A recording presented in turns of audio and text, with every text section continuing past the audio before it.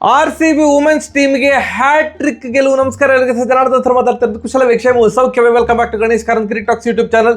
ನಿನ್ನೆ match result ಎಲ್ಲರಿಗೆ ಗೊತ್ತುಂಟು. ಯಾರೆಲ್ಲ WPL ಅನ್ನ ಫಾಲೋ ಮಾಡ್ತೀರಿ, ಯಾರೆಲ್ಲ RCB ವುಮೆನ್ಸ್ ಮ್ಯಾಚ್ ಮಾತ್ರ ಫಾಲೋ ಮಾಡ್ತೀರಿ, ಎಲ್ಲರಿಗೆ ಗೊತ್ತಿರ್ತದೆ. ಆ್ಯಂಡ್ ಯಾರೆಲ್ಲ ನಮ್ಮ ಚಾನಲ್ ಅನ್ನ ಕೂಲಂಕುಷವಾಗಿ ಫಾಲೋ ಮಾಡ್ತೀರಿ ಅವರಿಗೆ ಗೊತ್ತಿರ್ತದೆ ಏನು ಅಂತಂದ್ರೆ, ನಿನ್ನೆಯ ವಿಡಿಯೋ ಇವತ್ತು ಬರ್ತದೆ ಅಂತ ನಾವು ಆಲ್ರೆಡಿ ಮುಂಚಿತವಾಗಿಯೇ ಪೋಸ್ಟ್ ಸೆಕ್ಷನಲ್ಲಿ ತಿಳಿಸಿದ್ವಿ. ಬಟ್ ಆದರೂ ಕೂಡ ಕೆಲವರಲ್ಲ ಹಲವರು ಇನ್ಸ್ಟಾಗ್ರಾಮಲ್ಲಿ ಮೆಸೇಜ್ ಮಾಡಿ ಪ್ರೋ ವಿಡಿಯೋಲಿ ಅಥವಾ ಯೂಟ್ಯೂಬಲ್ಲಿ ಕಮೆಂಟಲ್ಲಿ ಪ್ರೋ ವಿಡಿಯೋಲಿ ಅಂತ ಕೇಳಿದ್ದಾರೆ. ಯಾಕಂತಂದರೆ ಅವರು ಬೇರೆ ಯಾವುದೇ ವಿಡಿಯೋ ನೋಡೋದಿಲ್ಲ.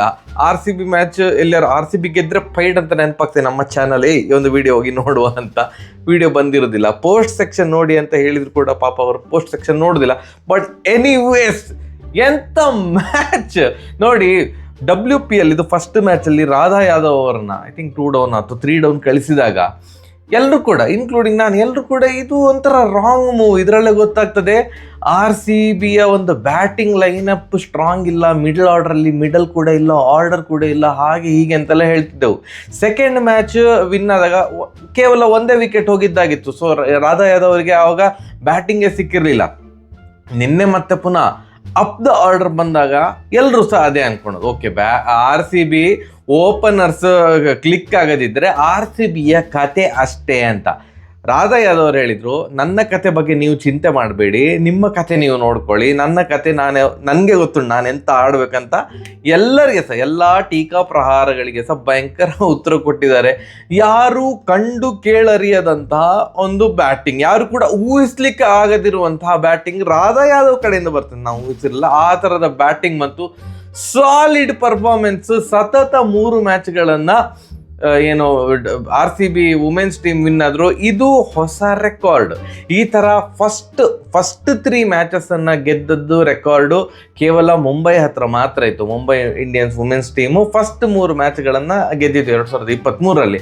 ಅದರ ನಂತರ ಈಗ ಫಸ್ಟ್ 3 ಮ್ಯಾಚ್ಗಳನ್ನು ಗೆದ್ದ ರೆಕಾರ್ಡ್ ಈಗ RCB ಕೂಡ ಆ ಒಂದು ದಾಖಲೆ ಮಾಡಿದೆ. ಈಗ RCB ಅಂದರೆ ರಿಚ್ಲಿ ಡಿಸರ್ವ್ಡ್. ಈಗ ಫಸ್ಟ್ ಪ್ಲೇಸಲ್ಲಿ ಯಾರು ಕೂಡ ಸದ್ಯಕ್ಕಂತೂ ಅಲ್ಲಾಡಿಸ್ಲಿಕ್ಕೆ ಆಗೋದಿಲ್ಲ. ಯಾಕಂದರೆ ಬೇರೆ ಎಲ್ಲ ತಂಡಗಳು 1-6 ಮ್ಯಾಚ್ ಸೋತಿದೆ. ಬಟ್ RCB 1 ಮ್ಯಾಚ್ಗಳನ್ನು ಸೋಲದೆ ಫಸ್ಟ್ ಪ್ಲೇಸಲ್ಲಿದೆ. 32 ರನ್ಗಳ ಭರ್ಜರಿ ವಿಜಯ ಗುಜರಾತ್ ಜೈಂಟ್ಸ್ ವಿರುದ್ಧ. ನೋಡಿ, ಗುಜರಾತ್ ಜೈಂಟ್ಸ್ ತನ್ನ 3 ಮ್ಯಾಚ್ಗಳಲ್ಲೂ ಕೂಡ 180+ ರನ್ ಹೊಡೆದಿದ್ರು. ಸೊ RCB 182 ರನ್ ಹೊಡೆದಾಗ ಇದನ್ನು ಚೇಸ್ ಮಾಡ್ತಾರ ಗುಜರಾತ್, ಬ್ಯಾಟಿಂಗ್ ಹೇಗೂ ಸ್ಟ್ರಾಂಗ್ ಉಂಟು ಗುಜರಾತ್, ಇದು 183 ಚೇಸ್ ಮಾಡ್ತಾರ ಹಾಗೆ ಅಂತ ಅಂದ್ಕೊಂಡದು. ಬಟ್ ಮುಗ್ಗರಿಸಿದ್ರು, ಪೂರ್ತಿ ಅಂದರೆ ಆ ಒಂದು ಕ್ಲೋಸ್ಗೆ ಸಹ ಬರಲಿಲ್ಲ. ಏನು ಟೈಟ್ ಫಿನಿಶ್ ಹಾಗೆ ಏನಿರಲಿಲ್ಲ, ನಿರಾಯಾಸದ ವಿಕ್ಟ್ರಿ RCB ಪಾಳ್ಯಕ್ಕೆ. ಫಸ್ಟ್ ಬ್ಯಾಟಿಂಗ್ ಮಾಡಿದಂಥ RCB ಫಸ್ಟ್ ಬಾಲೇ wide 4 Renuka Singh. But next ಬಾಲೇ Grace Harris out. Grace Harris ಅವರು LBW ಆದ್ರು, ಫಸ್ಟ್ ಬಾಲ್ ಡಕ್. ಇನ್ನೇನು ಅವರು ಇಲ್ಲ ಮರ ನಾನು ರಿವ್ಯೂ ತಗೊಳ್ಳೋದಿಲ್ಲ, ಇದು ಔಟ್ ಅಂತ ಕಾಣ್ತಿದ್ದೆ, ನಡ್ಕೊಂಡು ಹೋಗ್ತಾ ಇದ್ರು. ಮತ್ತೆ ಪುನಃ ಏನೋ ಮಾತಾಡಿದ್ರು ಸ್ಮೃತಿ ಮಾಂದನ್ ಅವ್ರ ಜೊತೆ, ಮತ್ತೆ ರಿವ್ಯೂ ತಗೊಂಡ್ರು. ಥ್ಯಾಂಕ್ಫುಲಿ ಥ್ಯಾಂಕ್ಸ್, ಆ ರಿವ್ಯೂ ತಗೊಂಡದಕ್ಕೆ ಥ್ಯಾಂಕ್ಸ್. ಅದು LBW ಆಗಿರಲಿಲ್ಲ, ಅದು ವಿಕೆಟ್ ಮಿಸ್ ಆಗ್ತಿತ್ತು. ಆ್ಯಂಡ್ ಆ ಓವರಲ್ಲಿ ಏನು ರನ್ ಬಂತು 4-4 ಎಲ್ಲ ಹೊಡೆದ್ರು. ಗ್ರೇಸ್ ಹ್ಯಾರಿಸ್ ಅವರು ಮೊದಲ ಓವರಲ್ಲೇ 23 ರನ್ ಹರಿದು ಬಂತು. ಇದು WPL ಹಿಸ್ಟ್ರಿಯಲ್ಲೇ ಕಾಸ್ಟ್ಲಿಯೆಸ್ಟ್ ಫಸ್ಟ್ ಓವರ್. ಯೂಶಲಿ ಮೊದಲು ಅವರಿಗೆ ಅಷ್ಟೆಲ್ಲ ರನ್ ಬರುವುದಿಲ್ಲ. ಈ ಓವರಲ್ಲಿ 23 ರನ್ ಹರಿದು ಬಂತು. ಆವಾಗೆಲ್ಲ ಅಂದ್ಕೊಂಡದ್ದು ಏನಂತಂದರೆ RCB 250 ರನ್ ಹೊಡಿತಾರೆ, ಗ್ರೇಸ್ ಹ್ಯಾರಿಸ್ ನೆಕ್ಸ್ಟ್ ಲೆವೆಲ್ ಇದ್ದಾರೆ ಹಾಗೆ ಹೀಗೆ ಅಂತ. ಫಸ್ಟ್ 23 ರನ್ ಏನು ವಿಕೆಟ್ ಹೋಗಿರಲಿಲ್ಲ. ನೆಕ್ಸ್ಟ್ 23 ರನ್ ಆಗುವಷ್ಟರಲ್ಲಿ 4 ವಿಕೆಟ್ ಹೋಗಿದೆ. ಪವರ್ ಪ್ಲೇ ಮುಕ್ತಾಯ ಆಗುವಾಗ RCB 45 ರನ್ನಿಗೆ 4 ವಿಕೆಟ್ಗಳನ್ನು ಕಳೆದುಕೊಂಡಿದೆ. Smriti Mandhana out, Grace Harris out, Hemalatha ಅವರು ಔಟು, ಇನ್ನೊಂದು player out, Gautami Naik out. So ಈಗ ಸಹ ಹೇಳ್ತೇನೆ, ಹೇಮಲತಾ ಅವರು ತುಂಬ ವೀಕ್ ಲಿಂಕ್ RCBದು. ಬಟ್ ಎನಿವೇಸ್ 4 ವಿಕೆಟ್ ಡಮರ್ ಹೋಗಿ ಆಗಿದೆ. ಅಂದರೆ ಈಗ ಇಷ್ಟು ಬೇಗ 4 ವಿಕೆಟ್ ಹೋದಾಗ, 50ರ ಒಳಗೆ 4 ವಿಕೆಟ್ ಹೋದಾಗ WPL ಹಿಸ್ಟ್ರಿಯಲ್ಲಿ ಹೈಯೆಸ್ಟ್ ರನ್ ಆದದ್ದು 155. ಅಲ್ಲಿಯ ತನಕ ಹೋದರೆ ದೊಡ್ಡ ವಿಷಯ ಅಂತ ನಾವೆಲ್ಲ ಅಂದ್ಕೊಂಡದ್ದು. ಬಟ್ ರಾಧಾ ಯಾದವ್ ಹಾಗೂ ರಿಚಾ ಘೋಷ್ ಅವರು ಬೇರೆಯೇ ಝೋನಲ್ಲಿ ಇದ್ರು ಅಂತ ಕಾಣ್ತದೆ. ನೆಕ್ಸ್ಟ್ 10 ಓವರಲ್ಲಿ 6ರಿಂದ 16 ಆಗುವಷ್ಟರಲ್ಲಿ ನೆಕ್ಸ್ಟ್ 10 ಓವರಲ್ಲಿ 100 ರನ್ ಹರಿದು ಬಂತು. 105 ರನ್ ಪಾರ್ಟ್ನರ್ಶಿಪ್. ವಾವ್, ಎಲ್ಲಿ ಕೂಡ ಡಿಪ್ ಆಗಲೇ ಇಲ್ಲ. ಸ್ಕೋರು 4-6 ಅಂತ ಹೊಡಿತಾ ಇದ್ದಾರೆ. ಆ ಕಡೆಯಿಂದ ರಿಚಾ ಘೋಷ್ ಹೊಡಿತಾ ಇದ್ದಾರೆ, ಈ ಕಡೆಯಿಂದ ರಾಧಾ ಯಾದವ್ ಅವರು ಹೊಡಿತಾ ಇದ್ದಾರೆ. ಆ್ಯಂಡ್ ಗುಜರಾತಿದ್ದು ಫೀಲ್ಡಿಂಗ್, ಅಮ್ಮ ದೇವರೇ, ಫೀಲ್ಡಿಂಗ್ ಒಳ್ಳೆ ಇರಲಿಲ್ಲ. ಬಟ್ ರಾಧಾ ಯಾದವ್ ಅವರು ಈ ಥರ ಬ್ಯಾಟಿಂಗ್ ಮಾಡ್ತಾರೆ ಅಂತ ನಾನು ಊಹಿಸಿರ್ಲಿಲ್ಲ. ಇಷ್ಟು ಬ್ಯಾಟಿಂಗ್ ಕೆಪಾಸಿಟಿ ಅವ್ರ ಹತ್ರ ಇದೆ ಅಂತ. ಓಕೆ, ಅಪ್ ದ ಆರ್ಡರ್ ಕೆಲವೊಂದ್ಸಲ ಕಳಿಸ್ತಾರೆ, ಹೋಗಿ ಬೀಸ್ ಮಾರೆ, ಕಣ್ಮುಚ್ಚಿ ಬೀಸ್ ಅಂತ. ಬಟ್ ಟೆಕ್ನಿಕ್ ಇದೆ. ಕೆಲವೊಂದು ಕಟ್ ಶಾಟ್ ಹೊಡಿತಾ ಇದ್ರು, ಪ್ರಾಪರ್ ಬ್ಯಾಟ್ಸ್ಮನ್ ಥರ ಹೊಡಿತಾ ಇದ್ರು. ಆ ಶಾರ್ಟ್ ಥರ್ಡ್ ಮ್ಯಾನ್ ಮತ್ತು ಗಲ್ಲಿಯನ್ನು ಬೈಸೆಕ್ಟ್ ಮಾಡಿ 4 ಎಲ್ಲ ಹೊಡೆದ ಶಾಟ್. ವಾವ್, ಪರವಾಗಿಲ್ಲ ಮಾರ್ರೆ, ವಾವ್ ಅಂತವೇ ಅನ್ನಿಸ್ತಾ ಇತ್ತು. 6 ಹೊಡಲಿಕ್ಕೆ ಸ್ಟಾರ್ಟ್ ಮಾಡಿದರು.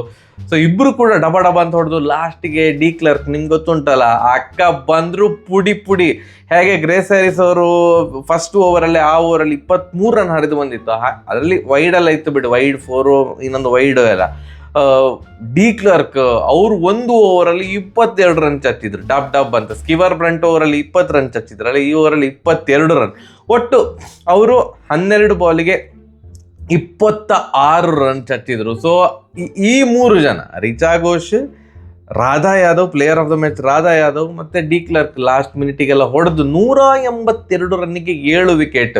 ಸೊ 45ಕ್ಕೆ 4 ಇದ್ದದ್ದು 43ಕ್ಕೆ 4 ಹೋಗಿತ್ತು. 43ಕ್ಕೆ 4 ಹೋಗಿ 182ಕ್ಕೆ 7 ಅಂತಂದರೆ ಇದು ನೆಕ್ಸ್ಟ್ ಲೆವೆಲ್ ರಿಕವರಿ. ಯಾರು ಕೂಡ ಊಹಿಸ್ಲಿಕ್ಕೆ ಆಗದಿರುವಂತಹ ರಿಕವರಿ RCB ಪಾಳ್ಯಕ್ಕೆ.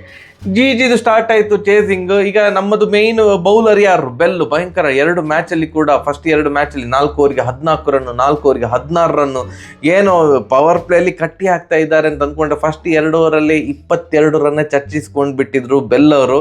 ಸೊ ಅವರನ್ನ ಬೆತ್ಮುನಿ ಅಂದರೆ ಇಲ್ಲ, ನಾನು ಈ ಬೆಲ್ ಅವ್ರಿಗೆ ನಾನೇ ಚಚ್ತೇನೆ ಅಂತ ಡಿಸೈಡ್ ಆಗಿದ್ರು ಅಂತ ಕಾಣ್ತದೆ. ನಮಗೆ ಟೆನ್ಷನ್, ಅಯ್ಯೋ ನಮ್ಮದು ಮೇನ್ ಬೌಲರೇ ಹೊಡಿಸ್ಕೊಳ್ತಿದ್ದಾರೆ ಅಂತಂದರೆ ಇನ್ನು ಮಿಕ್ಕವರೆಲ್ಲ ಯಾವ ರೇಂಜಿಗೆ ಹೊಡಿಸ್ಕೊಳ್ಬೋದು ಅಂತ ಟೆನ್ಷನ್ ಆಗ್ತಾಯಿತ್ತು. ಬಟ್ ನಮ್ಮ ಪುಟ್ಟಿ ಶ್ರೇಯಾಂಕ ಪಾಟೀಲ್ ಅವರು ಬಂದದ್ದು ವಿಕೆಟ್ ಒಂದೊಂದಾಗಿ ಹೋಗಲಿಕ್ಕೆ ಸ್ಟಾರ್ಟ್ ಆಯಿತು. ಮಿಡ್ಲಲ್ಲಿ 6ನೇ ವಿಕೆಟಿಗೆ ಒಂದು 50+ ಪಾರ್ಟ್ನರ್ಶಿಪ್ ಬಂತು. ಬಟ್ ಸ್ಟಿಲ್ ಈ ಗೆಲುವು ಮರೀಚಿಕೆ ಅಂತ ಅನ್ನಿಸ್ತಾ ಇತ್ತು. ಗೆಲುವು ಸ್ವಲ್ಪ ಜಿ ಪಾಳ್ಯಕ್ಕೆ ಭಾರಿ ಕಷ್ಟ ಇದೆ. ಯಾಕಂತಂದರೆ ಅವರು ತುಂಬ ಡಿಪೆಂಡ್ ಆಗಿರೋದು ಫಾರಿನ್ ಪ್ಲೇಯರ್ಸ್ ಮೇಲೆ. ಅವರ ಫಾರಿನ್ ಪ್ಲೇಯರ್ಸ್ 4 ಜನ ಏನು ಕ್ಲಿಕ್ ಆಗದಿದ್ದರೆ ಜಿ ಸ್ವಲ್ಪ ವೀಕ್ ಟೀಮೇ ಅಂತ ನಾವು ಆಕ್ಷನ್ ಟೈಮಿಂದನೂ ಹೇಳ್ಕೊಂಡು ಬಂದಿದ್ದೆವು. ಹಾಗೇ ಆಯಿತು.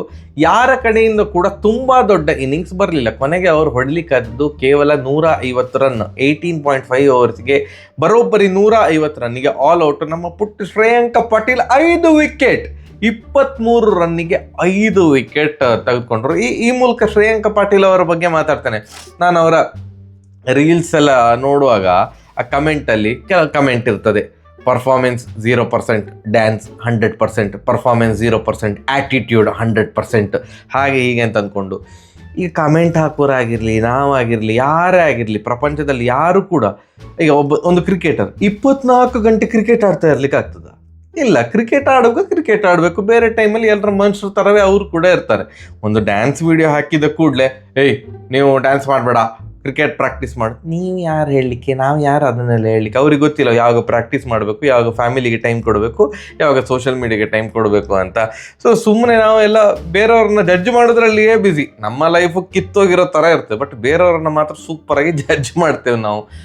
ಅವರು ಕೂಡ ಹಾಗೆ ಅವರ ಒಂದು ಟೀಕಾ ಟಿಪ್ಪಣಿಗಳಿಗೆ ನಿನ್ನೆ ಸೂಪರಾಗಿ ಉತ್ತರ ಕೊಟ್ಟರು. 5 ವಿಕೆಟ್ ತೆಗೆದ್ರು, ಅದು ಸಹ 23 ರನ್. ಬರೀ ಅಂದರೆ ಫಸ್ಟ್ ಮ್ಯಾಚಲ್ಲಿ 4 ಓವರಿಗೆ 50 ರನ್, ಫಸ್ಟ್ ಮ್ಯಾಚ್ ಅಲ್ಲ, ಸೆಕೆಂಡ್ ಮ್ಯಾಚಲ್ಲಿ ಕರೆಕ್ಟ್ 4 ಓವರ್ಸ್ಗೆ 50 ರನ್ಸ್ ಹೊಡಿಸ್ಕೊಂಡಿದ್ರು. 2 ವಿಕೆಟ್ ತೆಗೆದ್ರು ಕೂಡ 50 ರನ್ ಬಿಟ್ಟು ಕೊಟ್ಟಿದ್ರು.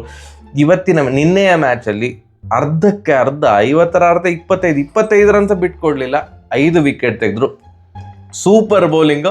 ಆ್ಯಂಡ್ ರಾಧಾ ಯಾದವ್ ಅವರು player of the match award ತಗೊಳ್ಳುವಾಗ ಅವರು ಹೇಳಿದರು, ನಾನು ಈ ಒಂದು ಅವಾರ್ಡನ್ನು ಶ್ರೇಯಾಂಕ ಪಾಟೀಲ್ ಅವ್ರ ಜೊತೆ ಶೇರ್ ಮಾಡ್ತೇನೆ, ಯಾಕಂತಂದರೆ ಅವರು ಸೂಪರಾಗಿ ಬೌಲ್ ಹಾಕಿದ್ದಾರೆ, ಹಾಗೆ ಹೀಗೆ ಅಂತ. ಆ್ಯಂಡ್ ಈ ಒಂದು ರೆಕಾರ್ಡ್ ಮೂಲಕ ಶ್ರೇಯಾಂಕ ಪಾಟೀಲ್ ಅವರು ಯಂಗೆಸ್ಟ್ ಪ್ಲೇಯರ್ WPL ಹಿಸ್ಟ್ರಿಯಲ್ಲಿ 5 ವಿಕೆಟ್ ಯಾರೆಲ್ಲ ತೆಗೆದಿದ್ದಾರೆ ಅಷ್ಟು ಜನರಲ್ಲಿ she is the youngest player. ಭಾರಿ ಖುಷಿ ಆಯ್ತಪ್ಪ, ನಮ್ಮ ಕನ್ನಡದ ಹುಡುಗಿ 5 ವಿಕೆಟ್ ತರಿಸಿ ಯಂಗೆಸ್ಟ್ ಪ್ಲೇಯರ್ ಅಂತೆ, ಒಂದು ಒಳ್ಳೆಯ ರೆಕಾರ್ಡಿಗೆ ಭಾಜನರಾಗಿದ್ದಾರೆ. ಇದೇ ಕನ್ಸಿಸ್ಟೆಂಟ್ ಪರ್ಫಾರ್ಮೆನ್ಸ್ ಮುಂದಿನ ಮ್ಯಾಚ್ಗಳಲ್ಲೂ ಬರಲಿ ಶ್ರೇಯಾಂಕ ಪಾಟೀಲ್ ಅವರಿಂದ ಅಂತ ನಾವು ಎಕ್ಸ್ಪೆಕ್ಟ್ ಮಾಡೋದು. ಯಾಕಂತಂದರೆ ಅವರು ವಿಕೆಟ್ ತೆಗಿತಾರೆ, ವಿಕೆಟ್ ಟೇಕಿಂಗ್ ಬೌಲರ್ ಹೌದು, ಕೆಲವೊಂದ್ಸಲ ಭಯಾನಕ ರನ್ ಲೀಕ್ ಮಾಡ್ತಾರೆ, ಸಿಕ್ಕಾಪಟ್ಟೆ ರನ್ ಲೀಕ್ ಮಾಡ್ತಾರೆ. ಆ ಥರ ಒಂದು ಆಗದಿರಲಿ. ನೀವು ರೀಲ್ ಮಾಡಿ ನನಗಂತೂ ತೊಂದರೆ ಇಲ್ಲ, ಬಟ್ ಪರ್ಫಾರ್ಮೆನ್ಸ್ ಅಂತ ಬಂದಾಗ ಕನ್ಸಿಸ್ಟೆಂಟ್ ಕ್ರಿಕೆಟ್ ಇರಲಿ ಶ್ರೇಯಾಂಕ ಪಾಟೀಲ್ ಅವ್ರ ಕಡೆಯಿಂದ ಅಂತ. ಆ್ಯಂಡ್ ಇನ್ನೊಂದು, ನಾನು ಈಗ ಸಹ ನನ್ನ ಮಾತಿಗೆ ಬದ್ಧನಾಗಿದ್ದೇನೆ, ಅಲ್ಲಿ ಸ್ಮಿತ್ ಅವ್ರನ್ನ ಯಾಕೆ ಹಾಕ್ಕೊಂಡಿದ್ದಾರೆ ನೋಡಿ. ಫಸ್ಟ್ ಮ್ಯಾಚಲ್ಲಿ 2 ಓವರಿಗೆ 23 ರನ್ ಹೊಡಿಸ್ಕೊಂಡಿದ್ರು. ನೆಕ್ಸ್ಟ್ ಮ್ಯಾಚ್ ಸೆಕೆಂಡ್ ಮ್ಯಾಚಲ್ಲಿ 4 ಓವರಿಗೆ 30 ರನ್, 2 ಮ್ಯಾಚಲ್ಲಿ ಸಹ ವಿಕೆಟ್ ಸಿಗಲಿಲ್ಲ. ನಿನ್ನೆಯ ಮ್ಯಾಚಲ್ಲಿ 2 ಓವರ್ಗೆ 27 ರನ್ ಹೊಡಿಸ್ಕೊಂಡ್ರು, ವಿಕೆಟ್ ಸಿಗಲಿಲ್ಲ. ಸೊ ಅವರು ವಿಕೆಟ್ ತೆಗಿತಾ ಇಲ್ಲ, ಕಂಟ್ರೋಲ್ ಕೂಡ ಮಾಡ್ತಾ ಇಲ್ಲ ಅನ್ನೋದಾದರೆ, ನೀವು ಜಾರ್ಜಿಯಾ ವಾಲ್ ಅವ್ರನ್ನ ಹಾಕ್ಕೊಂಡು ಬ್ಯಾಟಿಂಗನ್ನು ಸುಭದ್ರ ಮಾಡಿಕೊಳ್ಳಿ. ಆಲ್ರೆಡಿ ನಿಮ್ಮ ಹತ್ರ ಬೌಲರ್ಸ್ ಇದ್ದಾರೆ. ಇನ್ನೊಂದು ಬೌಲರ್ ಬೇಕಂತಿದ್ರೆ ಗ್ರೇಸ್ ಹ್ಯಾರಿಸ್ ಅವರು ಆಲ್ರೌಂಡರ್, 6th ಬೌಲರ್ ಆಗಿ ಅವರು ಇರ್ತಾರೆ. ಸೊ ಸ್ಮಿತ್ ಅವ್ರನ್ನ ಆಡಿಸುವಂತಹ ಯಾಕೆ ಆ ಒಂದು ಗೋಜಿಗೆ ಇವರು ಹೋಗಿದ್ದಾರೆ ಅಂತ ಗೊತ್ತಾಗ್ತಿಲ್ಲ. ಅದಕ್ಕಿಂತ ಬ್ಯಾಟಿಂಗನ್ನು ಸ್ಟ್ರಾಂಗ್ ಮಾಡ್ಕೊಳ್ಳಿ. ಜಾರ್ಜಿಯಾ ವಾಲು ಪ್ರಾಪರ್ ಬ್ಯಾಟರ್, ಅವರು ಬಂದರೆ ತಂಡಕ್ಕೆ ಇನ್ನೂ ಕೂಡ ಜಾಸ್ತಿ ಸ್ಟೆಬಿಲಿಟಿ ಸಿಗ್ತದೆ ಅನ್ನೋದು ನನ್ನ ಅಭಿಪ್ರಾಯ. ನಿಮ್ಮ ಅಭಿಪ್ರಾಯ ಅಂತ ಕಮೆಂಟ್ ಸೆಕ್ಷನಲ್ಲಿ ತಿಳಿಸಿ. ಸೂಪರ್, ಭಾರಿ ಖುಷಿ ಆಯಿತು. RCB top of the table ನಾವು ನೋಡ್ತಾ ಇರೋದು ತುಂಬ ಖುಷಿಯ ವಿಚಾರ RCB ಫ್ಯಾನ್ಸ್ಗೆ. ನಿಮ್ಗೇನು ಅನಿಸಿದ್ದು ಕಮೆಂಟ್ ಸೆಕ್ಷನಲ್ಲಿ ತಿಳಿಸಿ. ಸರಿ, ಹಾಗಾದರೆ ಬರುವ ನಮಸ್ಕಾರ.